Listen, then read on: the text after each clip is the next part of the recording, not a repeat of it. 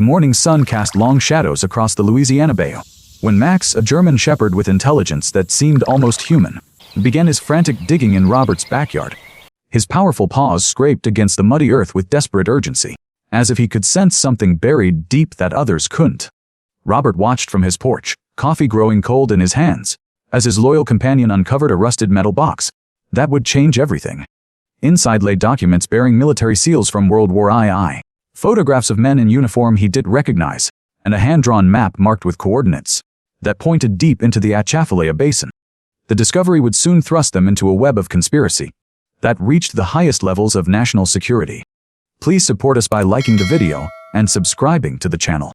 Robert Mitchell had found peace in the quiet Bayou town of Briaxbridge, Louisiana, far from the chaos that had once defined his military career. The modest house had inherited from his grandfather sat on stilts above the marshy ground, surrounded by ancient cypress trees draped in Spanish moss that swayed gently in the humid breeze. For the past 8 years, Max had been his constant companion, arriving as a scared puppy when Robert was struggling with his own demons after returning from overseas deployment. The bond between them had grown stronger than any human relationship Robert had ever known. Max seemed to understand his nightmares, sitting quietly beside the bed during the worst episodes, and somehow knowing exactly when Robert needed space or content. Their daily routine was simple but meaningful: morning walks along the bay's edge, afternoons spent on the porch watching fishing boats navigate the narrow channels, and evenings where Max would rest his head on Robert's lap while they both listened to the symphony of frogs and night birds. The townspeople had grown accustomed to seeing them together at the local diner, the hardware store, or walking the levee road that wound through the wetlands. Robert had served his country with honor in multiple deployments, earning commendations for his service in intelligence operations, though the details remained classified and were shared only with Max through quiet conversations under the stars. The transition to civilian life had been challenging, marked by sleepless nights and difficulty trusting people, but Max's unwavering loyalty had provided the stability Robert needed to rebuild his life in this peaceful corner of Louisiana. Their peaceful existence had developed a rhythm as predictable as the tides that influenced the nearby Gulf waters. Robert would rise before dawn, brew his coffee using beans from a local roaster in Lafayette, and step onto the wraparound porch that offered a panoramic view of the bay stretching toward the horizon. The morning air was always thick with humidity and filled with the sounds of awakening wildlife, herons calling from their rookeries, nutria splashing in the shallow water, and the distant rumble of shrimp boats heading out for their daily harvest. Max would already be awake, his internal clock as precise as any military timepiece, tail wagging softly as he prepared for their morning inspection of the property boundaries. The house itself was a testament to Cajun engineering, built to withstand floods and hurricanes while providing comfortable living space above the reach of rising waters.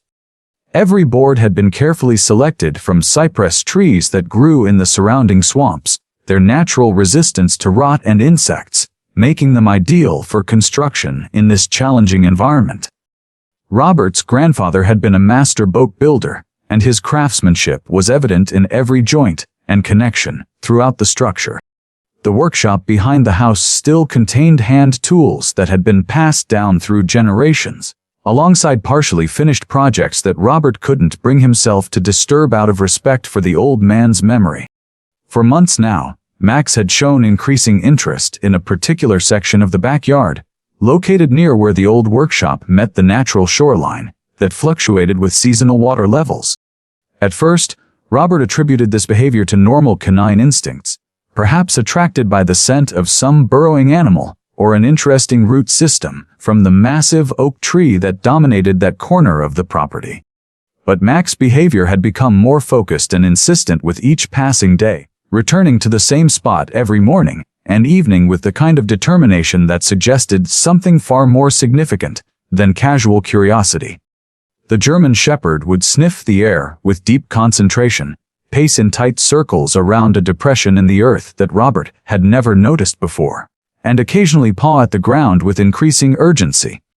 Yesterday, the behavior had intensified to the point where Max refused to leave the area, whining softly and pawing more aggressively while looking back at Robert with an expression that seemed to communicate urgent concern about something that demanded immediate attention. The metal box that emerged from Mac's determined excavation was roughly the size of a briefcase, its surface pitted with decades of rust, but still intact enough to have protected its contents from moisture and decay. Robert's hands trembled slightly as he lifted the heavy container, his military training immediately recognizing that this was no random piece of discarded equipment. The box bore official military markings that were faded but still legible, property stamps indicating US Army ownership, classification codes that suggested restricted access, and handling instructions written in the formal language of wartime bureaucracy. The locking mechanism had corroded beyond function, but careful work with a pry bar allowed Robert to open the container without damaging whatever lay within. Inside, wrapped in multiple layers of oiled canvas that had remarkably preserved everything from environmental damage, lay a collection of documents that made Robert's breath catch in his throat. Photographs showed groups of soldiers in World War II uniforms standing beside what appeared to be carefully concealed supply caches hidden throughout the Louisiana wetlands. Each image was annotated with dates, coordinates, and personnel information, written in careful handwriting that suggested official documentation rather than casual snapshots. A detailed map, hand-drawn with the precision of a military engineer, marked numerous locations throughout the Atchafalaya Basin with symbols and coordinates that clearly indicated strategic importance, far beyond anything Robert had encountered in his studies of regional military history.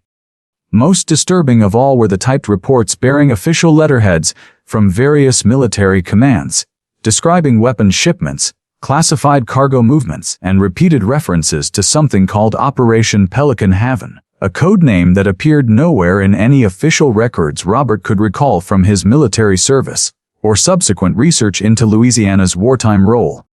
As he studied the documents by lamplight that evening, Max lying alert beside his chair with ears pricked for any unusual sounds, Robert realized that his grandfather's property hadn't been chosen randomly as a retirement refuge. This land had been part of something much larger and more significant, something that powerful people had gone to great lengths to keep buried, and something that Mac's extraordinary instincts had finally brought to light after decades of concealment. Robert spent the following morning carefully photographing each document with a high-resolution camera, his military training automatically kicking in as he recognized the potential significance of what Max had uncovered and the need to create backup copies before the originals could be lost or compromised.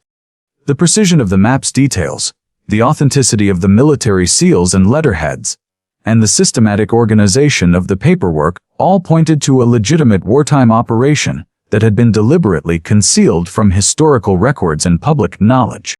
He found himself studying every mark on the map, with the analytical skills had developed during his intelligence career, noting how several marked locations corresponded to areas of the bayou that remained largely inaccessible even today, protected by treacherous currents, unstable marshy ground, and wildlife populations that naturally discourage casual exploration. The implications were staggering and potentially dangerous. If these documents were authentic, they suggested that significant military assets had been hidden throughout the Louisiana wetlands during World War II, possibly as part of a contingency plan for guerrilla operations that had never been activated or officially acknowledged in post-war records. Robert's grandfather had never spoken of military service during family gatherings, always claiming to have spent the war years building boats for local fishermen and contributing to the war effort through civilian maritime support. But the evidence now suggested a much more complex reality, one that involved active participation in classified operations that required the highest levels of security clearance and personal trustworthiness. As he pondered the full implications of the discovery, Sarah, his 28-year-old niece, arrived for her monthly visit from New Orleans, where she worked as a graduate student in American history at Tulane University. Her timing seemed providential, as her doctoral research focused specifically on Louisiana's role in World War II logistics and supply operations, making her arrival feel like more than mere coincidence.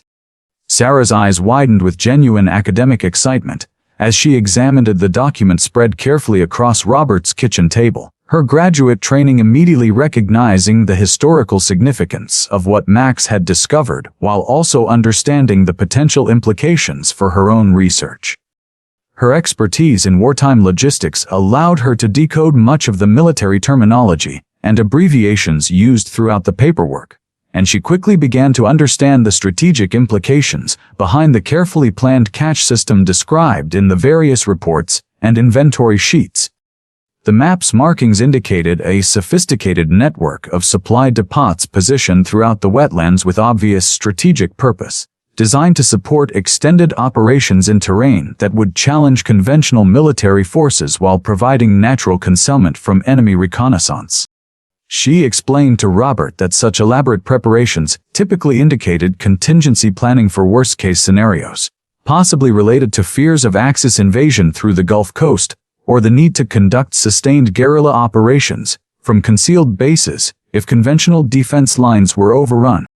Her excitement was tempered by professional caution, as she noted several troubling anomalies in the documentation that suggested layers of secrecy extending beyond normal wartime classification levels. The operation codes referenced throughout the papers didn't match any known campaigns in the Louisiana theater that appeared in published military histories, and the weapons inventories included experimental equipment and specialized supplies that hadn't been widely available until much later in the conflict. The supply manifests described materials that seemed designed for long-term operations in hostile territory, including medical supplies, communications equipment, and survival gear that went far beyond what would be needed for temporary cache sites. As they discussed the implications late into the evening, Sarah suggested consulting with Marcus Webb, a local collector of military antiques who had earned a solid reputation for his encyclopedic knowledge of World War II artifacts, and his extensive connections with military historians and researchers across the country. Webb operated a small but well-regarded museum and research center in nearby Lafayette, specializing in Gulf Coast military history, and had assisted Sarah with several previous research projects by providing access to rare documents and artifacts. His expertise could help determine the authenticity of the documents, while providing crucial historical context for understanding their significance within the broader scope of wartime operations. However, when Sarah called Webb's number to arrange a preliminary meeting, his response seemed unusually eager and immediate, almost as if he had been expecting such a discovery and was prepared to drop everything to examine the materials. This struck both Robert and Sarah as curious given the seemingly random nature of Mac's find, and Robert's military instincts began to suggest that their situation might be more complicated than a simple historical discovery. Marcus Webb arrived at Robert's property the following afternoon driving an expensive black SUV that seemed distinctly out of place in the modest Bayou community, his overall appearance more polished and urban than Robert had expected for a local historian and collector working in rural Louisiana. Webb was a man in his 50s with salt and pepper hair and an immediately commanding presence, dressed in expensive khaki expedition clothing that looked freshly purchased rather than worn by actual field experience. His handshake was firm and confident, and his initial conversation revealed impressive knowledge of military history and artifact authentication. However, Robert noticed that Webb's questions seemed to focus more intensely on the specific location where the documents had been found rather than their historical context, asking repeatedly about other areas of the property that might yield additional discoveries, and showing particular interest in the workshop and its connection to Robert's grandfather. Mac's reaction to Webb was immediately and dramatically negative, the German shepherd positioning himself protectively between the visitor and Robert while maintaining a low, continuous growl that indicated deep mistrust and potential threat assessment. Webb claimed not to notice the dog's obvious hostility, but Robert observed him carefully studying Mac's behavior and the layout of the property, with what appeared to be tactical assessment rather than scholarly interest. The collector's offer to purchase the documents outright for his museum collection struck Robert as premature and suspicious, given that Webb had only examined them briefly and hadn't yet completed any authentication process to determine their full historical or monetary value. When Webb suggested that he could arrange for proper verification through his extensive military contacts and connections with government archivists. Robert agreed to consider the offer but firmly insisted on keeping the original documents until he could seek independent verification from other sources. As Webb departed with obvious reluctance, promising to return within a few days with additional research materials and authentication equipment, Robert felt a growing sense of unease that had nothing to do with the documents themselves, and everything to do with the man who seemed far too knowledgeable and eager to acquire them.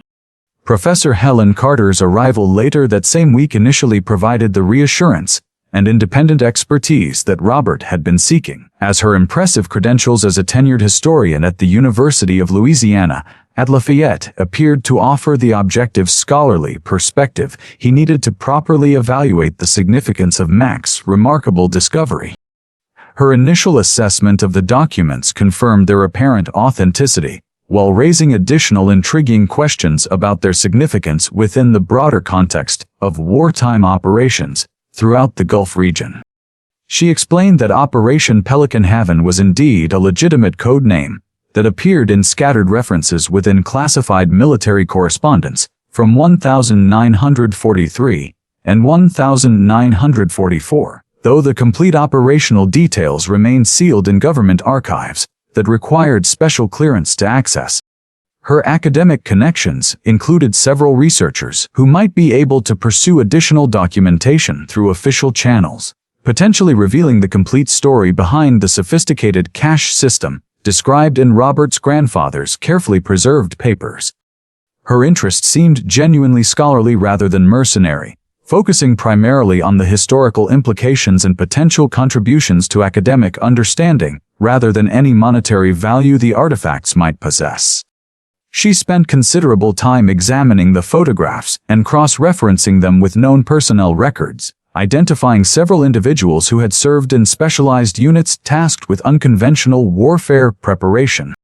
However, as Carter continued her analysis over several days and asked increasingly detailed questions about the property's history and Robert's family background, subtle inconsistencies began to emerge in her explanations and methodology.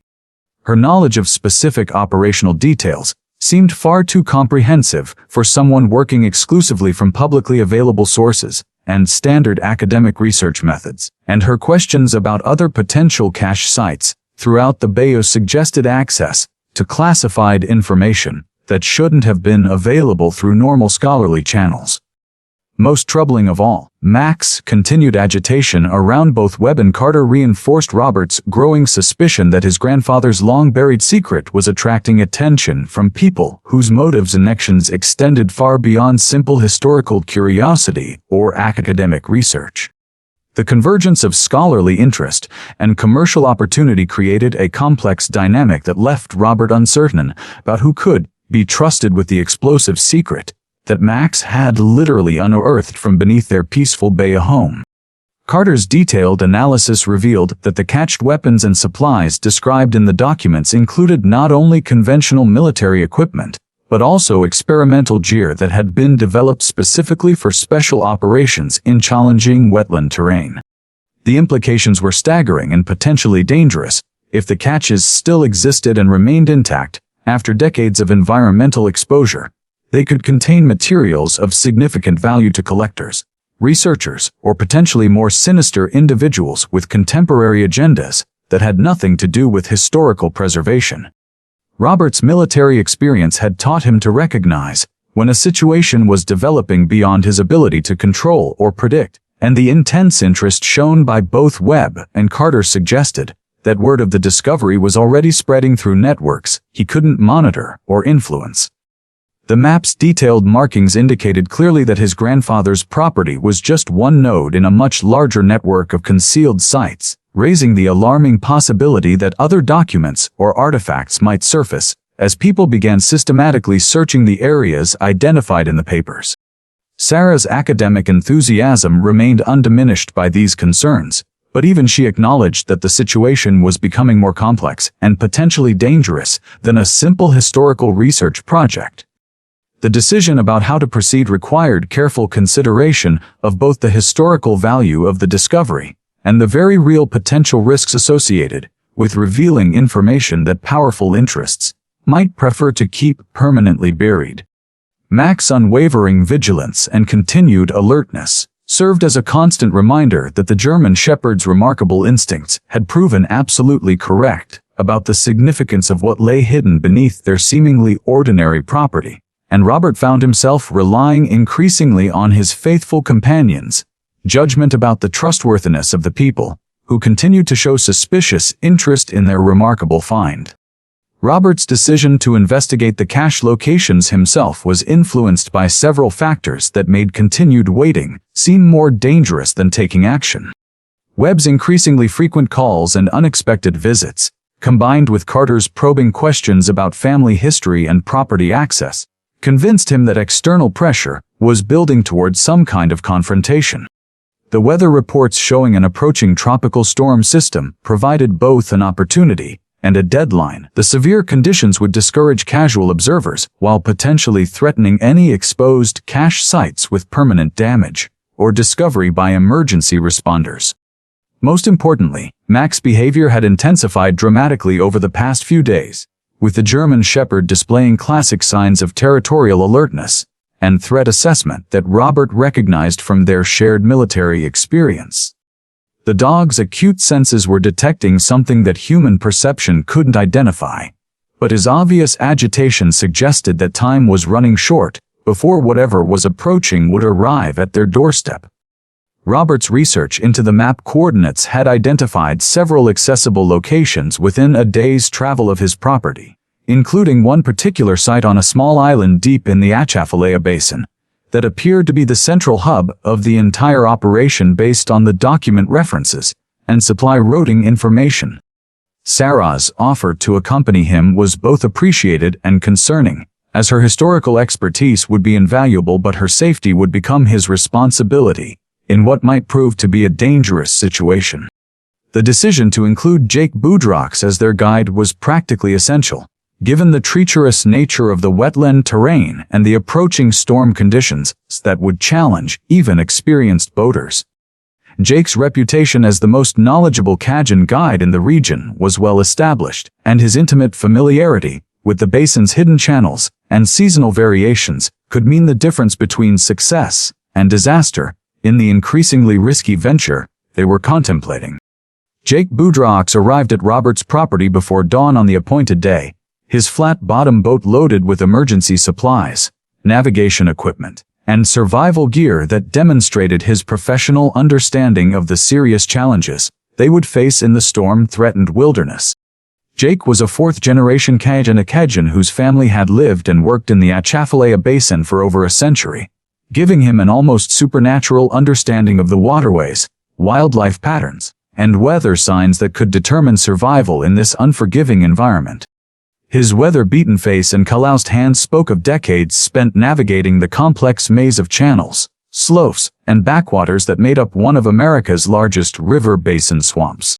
More importantly for their current mission, Jake's grandfather had been a boat builder who worked closely with military contractors during World War II, providing him with family stories and local knowledge that might help interpret what they discovered at the cache sites. His initial reaction to the documents and maps was one of recognition rather than surprise, confirming Robert's growing suspicion that the local Cajun community had always known more about wartime activities in the basin than they had ever publicly acknowledged. Jake's agreement to guide them to the island location came with serious warnings about the approaching tropical storm, the dangerous wildlife they would encounter, and the likelihood that they wouldn't be the only people searching for the cache sites in the coming days. His boat was equipped with a powerful but quiet electric motor that would allow them to move through the waterways without announcing their presence to anyone else who might be operating in the area. The supply list Jake provided included waterproof containers for the documents, emergency medical supplies, and enough food and water for several days in case weather conditions prevented their planned return. Most ominously, his equipment inventory also included items that suggested he was preparing for the possibility of armed confrontation, though he didn't directly explain why such precautions might be necessary during what was supposed to be a historical research expedition. The departure from Robert's property took place in the gray pre-dawn darkness, with Max positioned alertly in the bow of Jake's boat as they began their journey into the vast wilderness of the Atchafalaya Basin. The early morning air was thick with humidity and tension, carrying the distinctive smell of approaching storm weather that made both humans and animals nervous about what the day might bring. Jake navigated the narrow channels with the confidence of someone who had traveled these routes countless times. But even his expertise couldn't completely mask the underlying danger of their mission as they moved deeper into territory where help would be impossible to summon if things went wrong. The waterway they followed wound through ancient cypress forests, where Spanish moss hung like tattered curtains, creating an almost cathedral-like atmosphere that muffled sound and limited visibility to the immediate surroundings. Robert found himself constantly scanning their environment with the tactical awareness his military training had ingrained, looking for signs of other boats, unusual activity, or potential ambush points where hostile forces might position themselves. Sarah documented their route with GPS coordinates and photographs, her academic excitement barely contained despite the increasingly ominous conditions that were developing around them. Max's behavior throughout the journey remained intensely alert, his ears constantly moving to track sounds that the humans couldn't detect, his body language indicating ongoing assessment of potential threats from multiple directions. The tropical storm that had been forecast as a distant possibility was clearly strengthening and approaching faster than predicted, with winds beginning to pick up and cloud formations taking on the distinctive spiral patterns that indicated serious weather development. Jake's commentary about local wildlife became more urgent as they progressed, pointing out alligator populations, venomous snake habitats, and areas where wild boars had been known to attack boats that approached their territory too closely. The combination of natural dangers, approaching severe weather, and the unknown human threats that might be pursuing the same objectives created an atmosphere of mounting tension that affected everyone aboard the small vessel as they continued their dangerous journey deeper into the Louisiana wilderness. Their first indication that they weren't alone in the basin came when Jake spotted fresh boat wakes in areas where tourist traffic was normally non-existent,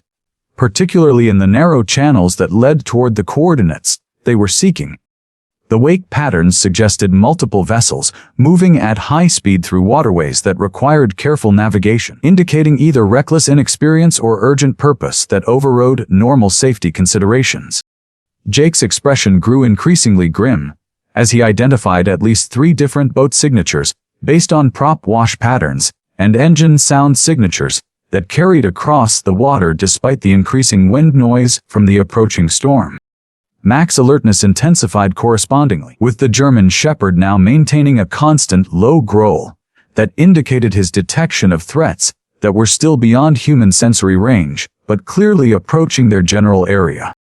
Robert's military instincts were now fully engaged, and he began preparing contingency plans for various scenarios that might develop if their expedition encountered hostile forces with unknown capabilities and intentions. The catch site they were approaching was located on what appeared to be a natural island, but Jake's local knowledge revealed that it was actually an artificial construction built during the 1940s using techniques that would have required significant resources and engineering expertise. The island's strategic position provided commanding views of multiple waterway approaches while offering concealment within the natural landscape that would make it invisible to casual observers or aerial reconnaissance. As they drew closer to their destination, the evidence of recent human activity became undeniable: fresh tire tracks on muddy shorelines, recently broken vegetation indicating the passage of people and equipment, and most ominously, the distant sound of boat engines that seemed to be converging on the same general area from different directions. Jake's decision to approach the island from an unexpected direction using a concealed channel known only to local guides probably saved their lives, as they were able to observe the catchy site from cover and identify at least 2 other boats already positioned around the island with occupants who were clearly armed and prepared for confrontation rather than archaeological research. The sight that greeted them from their concealed observation position confirmed Robert's worst fears about the dangerous nature of their discovery and the serious threats they now faced from people who had obviously been tracking their investigation. Marcus Webb was clearly visible directing a team of armed men who were systematically searching the island using metal detectors and excavation equipment that indicated a professional operation rather than casual treasure hunting. Even more disturbing was the presence of Professor Helen Carter, who was working closely with Webb's team and providing what appeared to be expert guidance about where to focus their search efforts, based on the same documents that Robert had trusted her to analyze. The realization that Carter had been working with Webb from the beginning, using her academic credentials to gain access to the documents while secretly serving their agenda, hit Robert like a physical blow and confirmed his growing suspicions about the true nature of their interest in his grandfather's buried secrets. Webb's team was clearly well-equipped and professionally trained, with military-style weapons, tactical gear, and communication equipment that suggested connections far beyond simple artifact collecting or historical research. Their systematic approach to searching the island indicated prior knowledge of the cache locations and possibly access to additional documentation that revealed more details about Operation Pelican Haven than what Robert had discovered in his backyard. Jake's whispered commentary identified several of Webb's team members as known associates of criminal organizations that operated throughout the Louisiana wetlands, men with reputations for violence and involvement in illegal activities that had nothing to do with historical preservation or academic research. The approaching tropical storm was beginning to affect visibility and boat handling, with wind gusts strong enough to rock their concealed position and rain squalls that reduced visibility, while potentially masking their presence from Webb's lookouts. Sarah's shock at seeing Professor Carter working with armed criminals was visible even in the dim light filtering through the storm clouds, her academic worldview shattered by the reality that someone she had trusted and respected was actually part of a dangerous conspiracy. Max's continued alertness and positioning suggested that he was tracking additional threats that hadn't yet become visible, possibly including other boats or individuals who were approaching the area from directions that the humans hadn't yet detected. The tactical situation was rapidly deteriorating into something that resembled a military operation more than a historical research expedition, and Robert realized that their safe escape was no longer guaranteed regardless of what decisions they made in the next few minutes. The Discovery Webb's team sent shockwaves through their operation as they uncovered what appeared to be the entrance to an underground facility, far more extensive than anyone had anticipated, based on the documents Robert had found. The cache site wasn't simply a buried weapons depot, but rather the concealed access point to a vast subterranean complex that had been constructed with engineering sophistication that defied conventional understanding of 1940s military capabilities. Heavy machinery had somehow been transported to this remote island location decades ago, excavating chambers and tunnels that extended deep beneath the marshy foundation, in defiance of the challenging geological conditions. The underground facility appeared to contain not just weapons and supplies, but also communications equipment, laboratory spaces, and living quarters that suggested long-term occupancy by significant numbers of personnel. Webb's excitement was visible even from Robert's distant observation point as he realized that Operation Pelican Haven represented something far more valuable and dangerous than a simple contingency supply network. The facility contained experimental weapons that had never appeared in official military records, technological prototypes that were decades ahead of their time, and documentation that revealed connections between American military research and scientific developments that had profound implications for understanding the true history of wartime innovation. However, Webb's triumphant discovery quickly turned to alarm as his team's excavation triggered automated security systems that had somehow remained functional after more than 70 years underground. Sirens began wailing from concealed speakers throughout the facility, emergency lighting activated along previously hidden pathways, and most ominously, a computerized voice began announcing security protocols in multiple languages including English, German, and what sounded like coded military communications. The realization that they had stumbled into something that was still actively defended by unknown parties became clear as armed figures began emerging from concealed positions around the island. figures who had been waiting and watching for exactly this moment to reveal themselves and take control of the situation that was rapidly spiraling beyond anyone's ability to predict or control. Marcus Webb's confident demeanor evaporated as he found himself surrounded by a new group of armed individuals whose military bearing and professional equipment clearly indicated government or intelligence agency involvement in the operation. These weren't local criminals or treasure hunters, but rather highly trained operatives who had been monitoring the cache site and waiting for someone to trigger the automated security systems that would reveal the facility's location and contents. Robert watched in fascination and growing alarm as Webb and his team were efficiently disarmed and detained by people who moved with the precision and coordination of elite military units. Professor Carter's academic facade completely collapsed as she attempted to negotiate with the new arrivals, revealing detailed knowledge of classified operations and government connections that confirmed her role as something far more dangerous than a corrupt historian.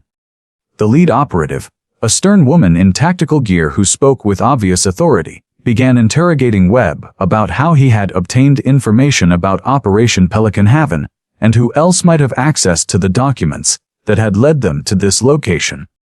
Robert's blood ran cold as he realized that Sarah, Jake, and he were almost certainly on the list of people these operatives would want to question, and their current position provided only temporary concealment from forces that clearly had extensive resources and professional tracking capabilities. The tropical storm was intensifying rapidly, with wind gusts now strong enough to threaten the stability of their boat and visibility reduced to mere yards by driving rain and flying debris. Jake's whispered assessment of their tactical situation was grim. They were trapped between professional military forces, dangerous criminals, and increasingly severe weather conditions that would make escape attempts extremely hazardous even under the best circumstances. Mac's behavior had become almost frantic with alertness, his body language indicating the detection of threats approaching from multiple directions simultaneously, including sounds and scents that suggested additional boats converging on their position from various points around the island perimeter.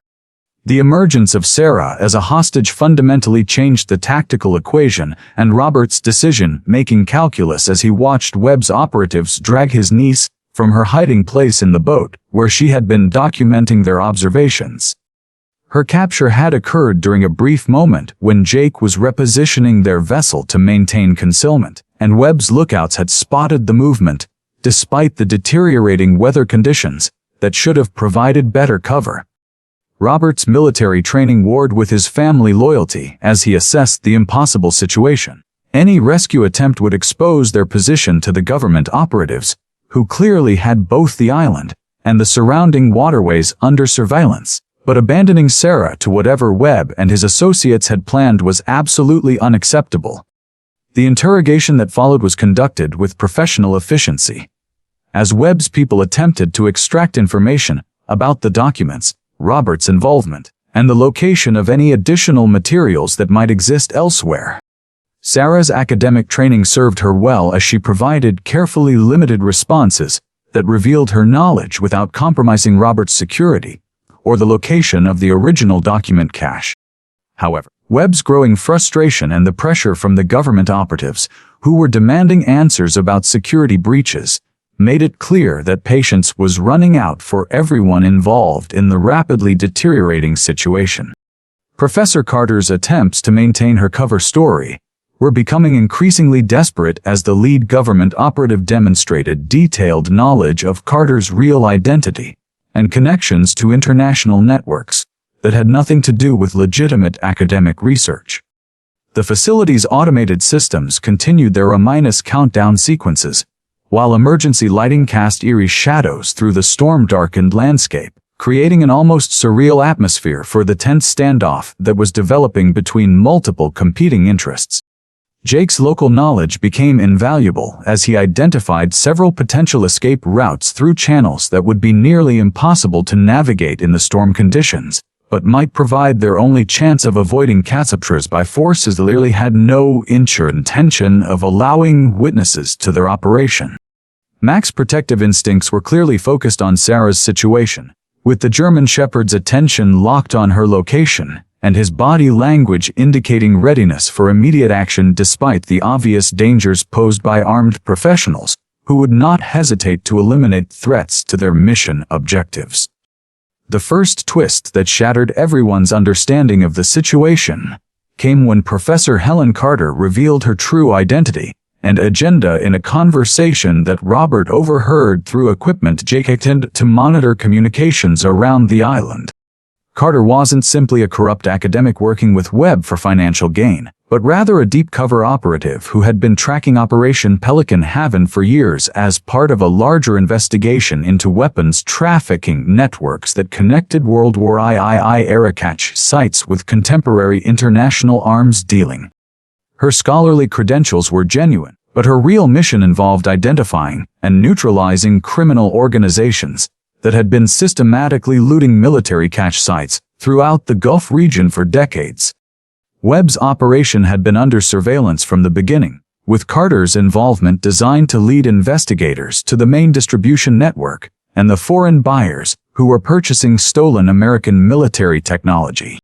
However, the discovery of the automated underground facility had revealed that Operation Pelican Haven was far more complex than anyone had anticipated, involving not just hidden weapons but active defense systems that suggested ongoing maintenance and monitoring by unknown parties. Carter's handlers in whatever agency she represented were clearly as surprised by these developments as everyone else, leading to the current standoff between multiple competing interests that had converged on the island simultaneously.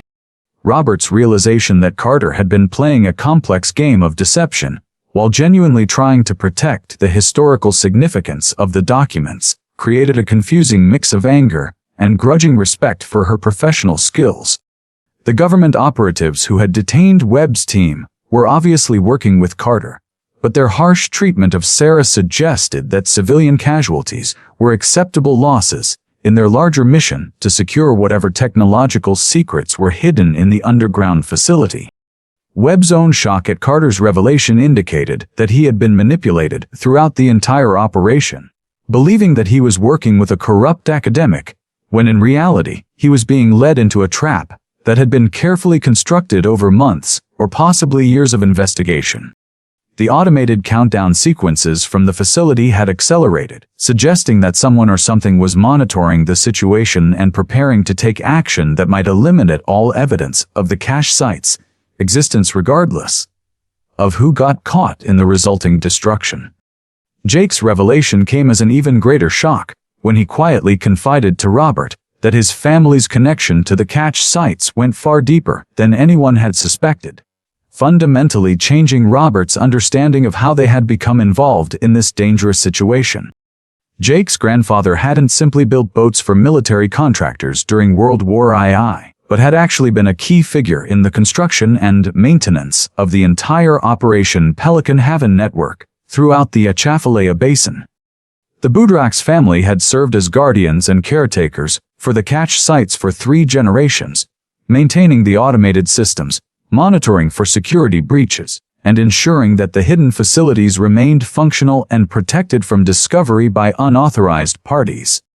Jake's agreement to guide Robert to the island hadn't been motivated by simple professional interest, but rather by family duty and the recognition that the security of the entire network had been compromised by the document discovery and subsequent investigation.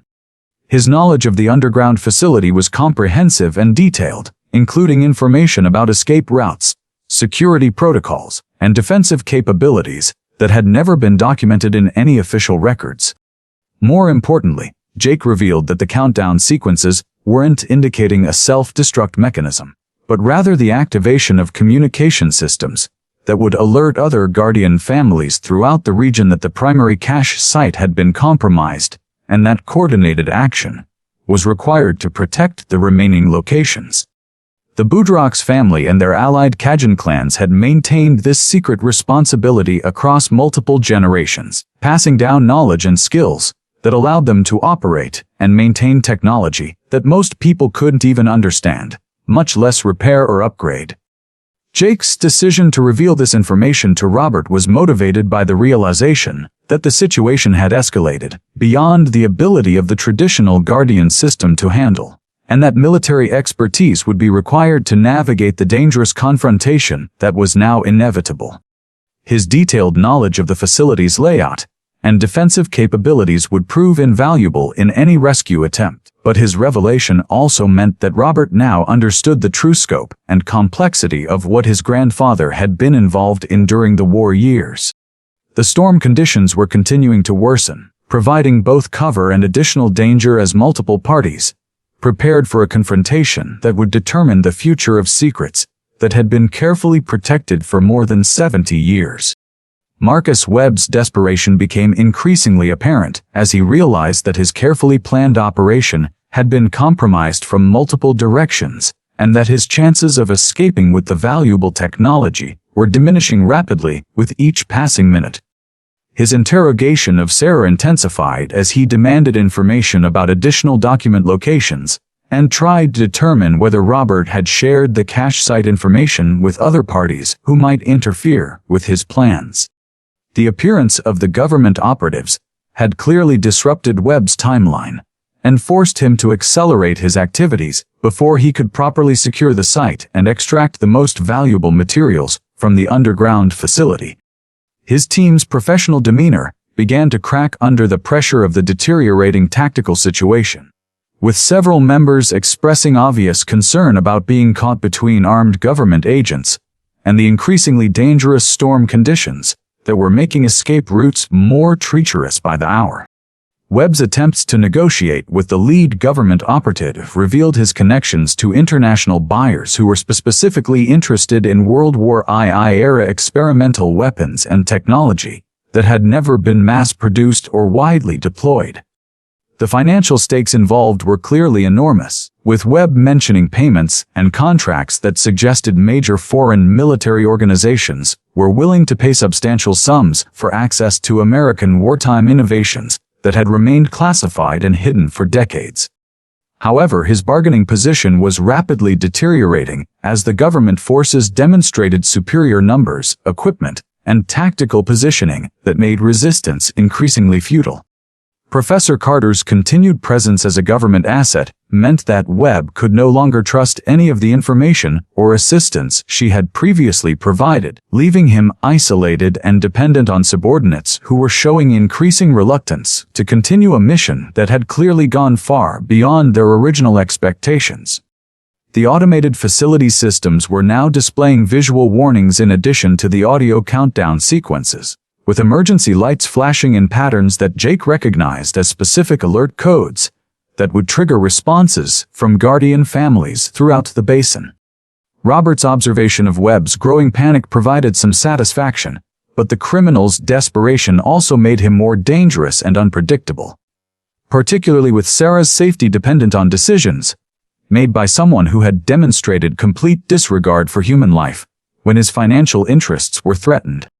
The activation of the facility's full defense systems created a new level of danger that threatened everyone on the island, regardless of their affiliations or objectives, as automated weapons platforms began emerging from concealed positions and targeting anyone who approached restricted areas around the underground complex. The technology involved was clearly decades ahead of what should have been possible in the 1940s. Suggesting that Operation Pelican Haven had involved experimental research and development that had never been publicly acknowledged or documented in official military histories. Heavy machine gun emplacements rose from camouflage positions throughout the island, their targeting systems apparently programmed to distinguish between authorized personnel and potential threats, based on criteria that none of the current occupants could satisfy.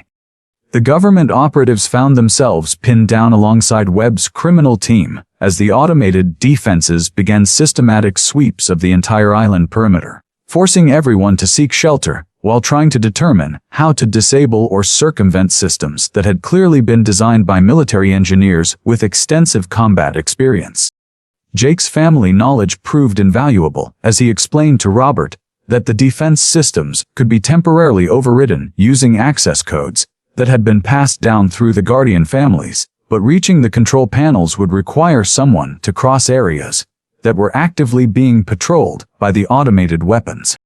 The storm conditions were actually providing some protection from the targeting systems, as wind-blown debris and reduced visibility appeared to be confusing the sensors and creating gaps in the coverage that might allow careful movement between positions. Professor Carter's government training became apparent as she began coordinating defensive positions and communication protocols with her fellow operatives, demonstrating tactical skills that went far beyond what would be expected from an academic historian. Webb's team was clearly outmatched by both the government forces and the automated defense systems, but their desperation and superior knowledge of the facility layout made them dangerous wildcards in a situation that was rapidly becoming a complex multi-sided battle. Mac's behavior indicated that he was tracking movement patterns and threat levels with remarkable accuracy, his military training combining with natural canine instincts to provide tactical awareness that would be crucial for any successful rescue operation. Robert realized that the only way to save Sarah and escape the island alive would require coordinating action between himself, Jake, and possibly even some of Webb's people who were equally trapped by the escalating automated defense response.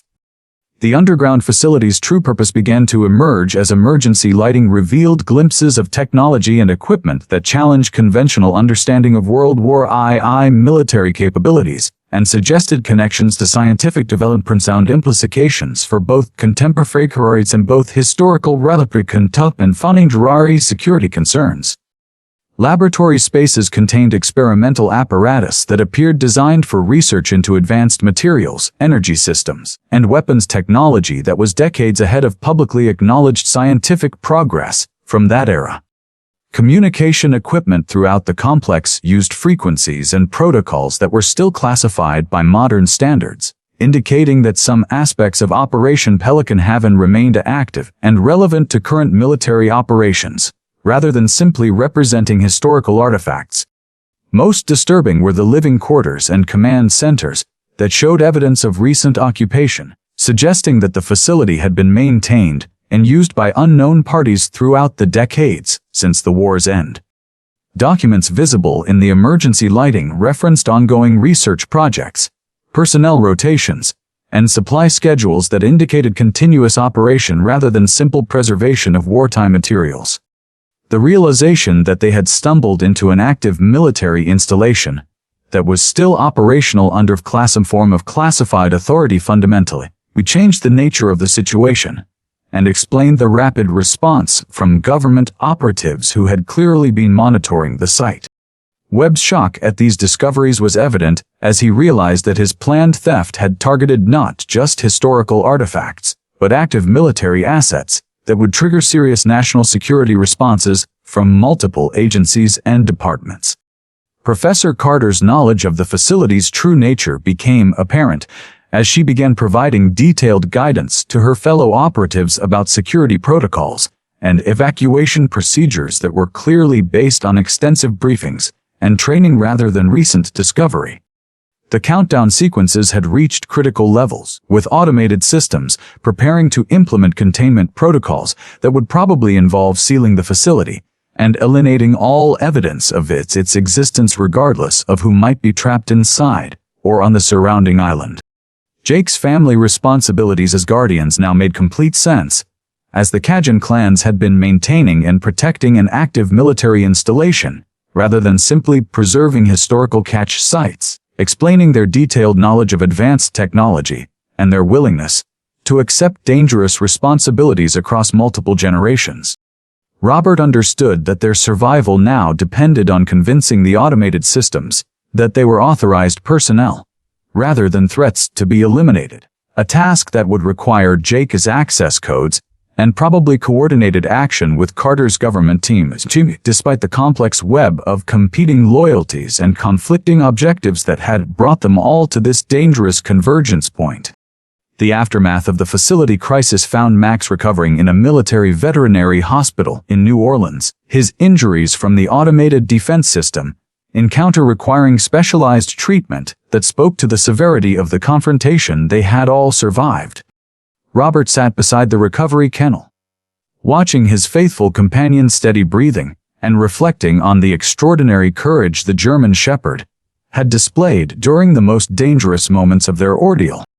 The veterinary staff, clearly briefed on the classified nature of Max's service, provided care that exceeded normal civilian standards while maintaining the discretion that national security situations required. Sarah visited daily, her own recovery from the trauma of captivity aided by seeing Max's gradual return to health and strength.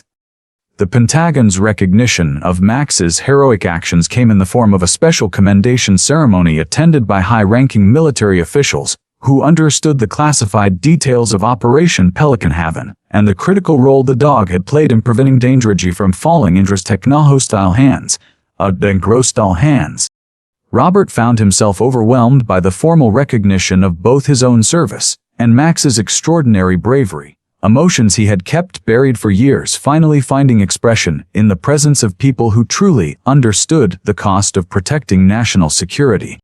The ceremony included Jake Boudreaux, whose family's multi-generational service as guardians was finally receiving official acknowledgement after decades of anonymous dedication to protecting one of America's most sensitive military secrets.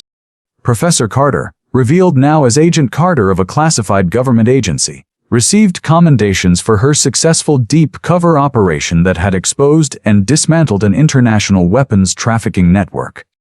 The formal presentations were conducted with military precision, but the personal moments of recognition carried emotional weight that spoke to the profound bonds forged during their shared ordeal in the Louisiana Bayou. Max's medal was attached to a special collar that he wore with obvious pride, as if understanding that his actions had earned him a permanent place among America's military heroes. The resolution of the Operation Pelican Haven crisis brought justice to those who had threatened national security, while protecting the innocent parties who had become inadvertently involved in the dangerous conspiracy. Marcus Webb and his criminal associates faced federal charges that would ensure lengthy prison sentences, their illegal activities having been thoroughly documented by the government's surveillance operation that had been tracking them for months. The international weapons buyers who had been financing Webb's theft attempts were identified and pursued through diplomatic and intelligence channels, disrupting a network that had been systematically looting American military assets for decades. The cache sites throughout the Atchafalaya Basin were secured by military teams working with the Guardian families, ensuring that the remaining technology would be properly cataloged and either preserved for historical purposes or safely disposed of according to current security protocols. Robert's role in exposing the criminal network earned him official recognition from multiple government agencies, though the classified nature of the operation meant that public acknowledgement would remain limited to protect ongoing security interests. Sarah's academic career received unexpected benefits as her legitimate research into Louisiana military history was supported by access to newly declassified materials that would enhance her doctoral dissertation and establish her as a leading expert in wartime logistics and supply operations. The Boudreaux family and their allied Cajun clans were formally recognized as civilian contractors, providing them with compensation and benefits that acknowledged their decades of unpaid service, while ensuring continued protection for the remaining sensitive sites.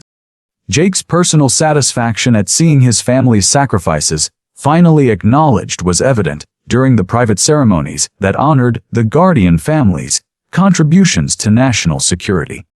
Professor Carter's successful completion of her deep cover mission earned her promotion within her agency and assignment to new cases involving international security threats. The complex web of relationships that had developed during the crisis evolved into lasting friendships built on shared danger and mutual respect. Robert found particular satisfaction in knowing that the dangerous technology that had attracted criminal interest was now secure, and that the historical significance of Operation Pelican Haven would be properly preserved for future generations of researchers and military historians. The return to normal life in the Louisiana Bayou carried profound meaning for Robert, as he sat on his familiar porch watching Max explore their property with renewed energy and obvious satisfaction at being home. The experience had fundamentally changed his relationship with the land his grandfather had left him, transforming it from simply a peaceful refuge into a place of historical significance and family pride. Max's behavior around the backyard had returned to normal patterns, But Robert noticed that the German Shepherd still occasionally visited the spot where his digging had started the entire adventure, as if checking to ensure that no other secrets remained buried there.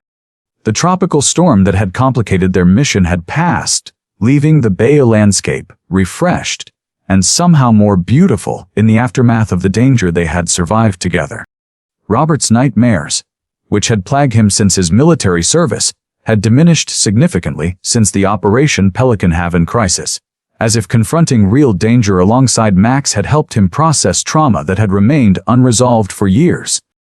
The quiet rhythms of bay life felt more precious now, with morning coffee on the porch and evening walks with Max carrying added meaning after their shared brush with mortal peril.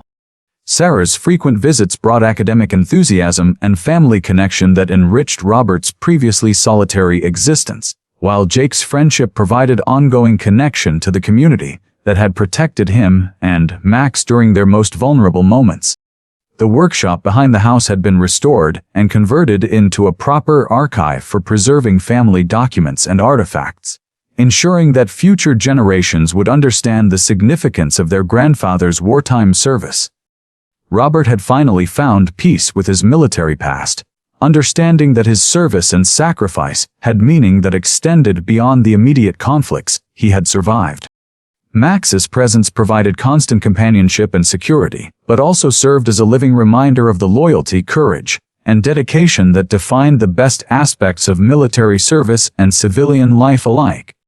The bond between veteran and dog had been tested under the most extreme circumstances and had emerged stronger than ever, creating a partnership that would define the remainder of their shared lives.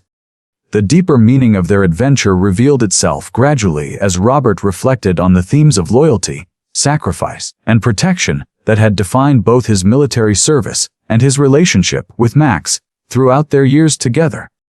The German Shepherd's instinctive recognition of buried secrets and his unwavering courage in the face of mortal danger embodied the same qualities that Robert had tried to demonstrate throughout his own military career and civilian life.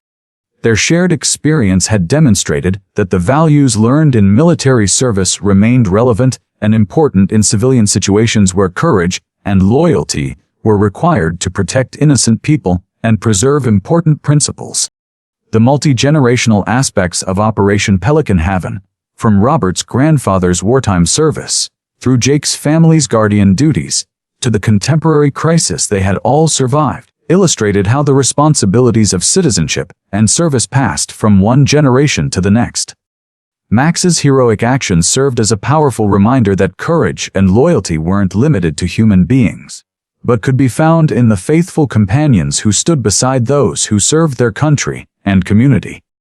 Robert's growing understanding of his grandfather's Secret Service provided new appreciation for the sacrifices made by previous generations to protect the freedoms and security that current generations often took for granted. The successful resolution of the crisis had required cooperation between people from different backgrounds, generations, and areas of expertise, demonstrating that complex challenges required diverse skills and perspectives working toward common goals. Sarah's academic research would help ensure that the historical lessons of Operation Pelican Haven would be preserved and shared with future students and researchers, maintaining the educational value of their experience. Jake's family's recognition provided long overdue acknowledgement of the civilian contributions that supported military operations and national security efforts throughout American history. Professor Carter's successful mission demonstrated that protecting national security sometimes required complex deception and personal sacrifice that went unrecognized by the public, but remained essential for maintaining safety and stability. As Robert concluded his reflection, he realized that the most important lesson from their adventure was captured in a simple truth that applied to both military service and civilian life.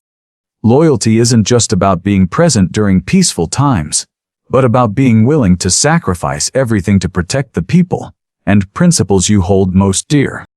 Please share your own story about the most loyal companion in your life in the comments below, because these relationships define who we are and what we're willing to fight for. Don't forget to subscribe to our channel so you won't miss other incredible stories about the unbreakable bonds between veterans and their faithful four-legged partners who serve alongside them in war and peace. Click on the next video appearing on your screen now to discover another extraordinary tale of courage, loyalty, and the remarkable animals who remind us what it truly means to serve with honor. We send our deepest gratitude to all veterans and their families for their service and sacrifice in protecting the freedoms we cherish every day.